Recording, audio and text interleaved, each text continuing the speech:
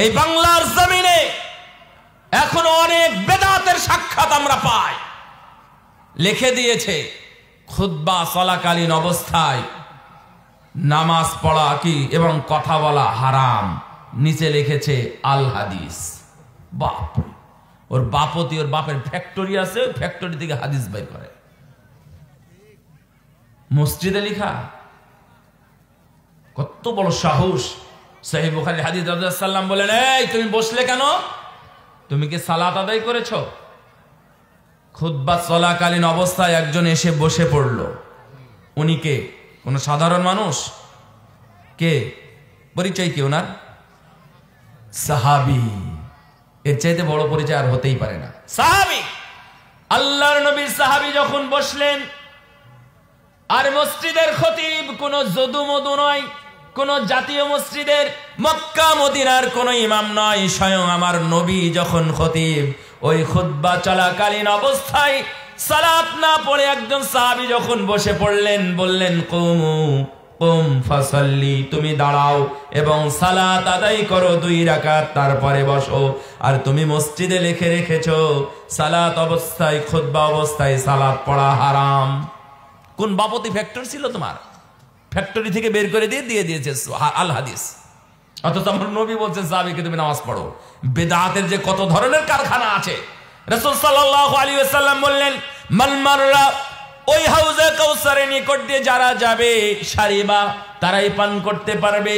Oman শারিবা, যারা পান করবে, লাম ইয়াজমা আবাদান, এই 1000 বছর সমদিন, 1000 বছর সম কিয়ামতের ময়দানে অবস্থান করবে, তার তৃষ্ণা অথবা ক্ষুধা কোনোটাই সে অনুভব করবে না। সুবহানাল্লাহ। তাহলে পানি পান করার জন্য এইভাবে আসবে আর পান করে চলে যাবে। হঠাৎ একটা দল আসবে পানি পান করার জন্য।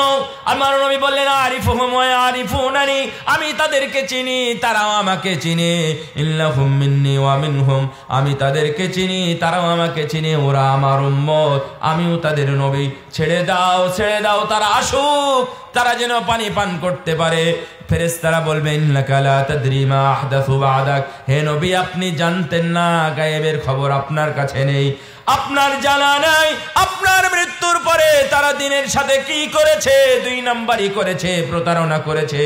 দিনের সংযোজন বিয়োজন করার কারণে তারা আজকেই পানি পান করতে পারে না।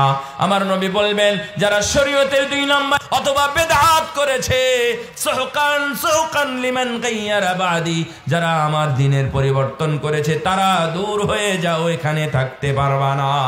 তার মানে তারা ওই পানিও পাবে না, আমার নবীর সুপারিশও পাবে না। নাউযু বিল্লাহি মিন যালিক।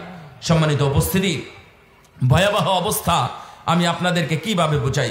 আল্লাহ রাব্বুল আলামিন বলছেন, 2 হাতে আমলনামা দেওয়া হবে, একটা বাম হাত, ডান হাত।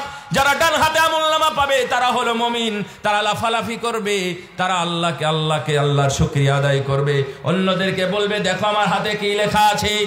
আর যারা বাম হাতে আমলনামা পাবে, আল্লাহ রাব্বুল আলামিন বলেন, আম্মা মান উতিয়া কিতাবাহু ওয়ারা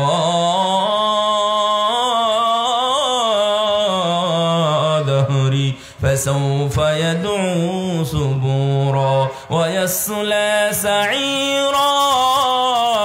যারা বাম হাতে পিছন দিক থেকে আমলনামা পাবে, তাদেরকে খুব কঠিন আযাব, কঠিন হিসাবের মুখোমুখি করা হবে এবং তাদেরকে জাহান্নামের মধ্যে নিক্ষেপ করা হবে। এখন আমলনামা কোন হাতে চান? কোন হাতে আমলনামা চান? ডান হাতে।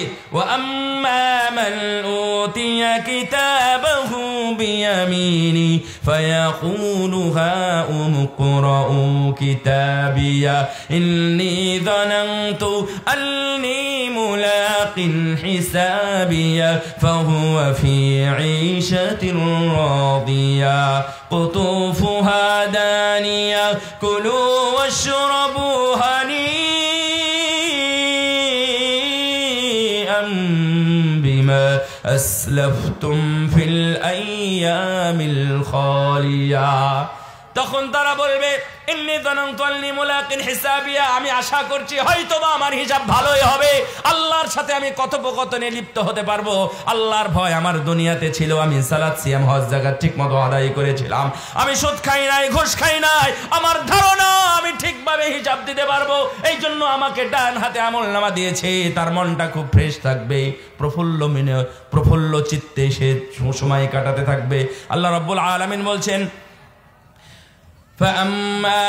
فمن ثقلت موازينه فهو في عيشة راضية।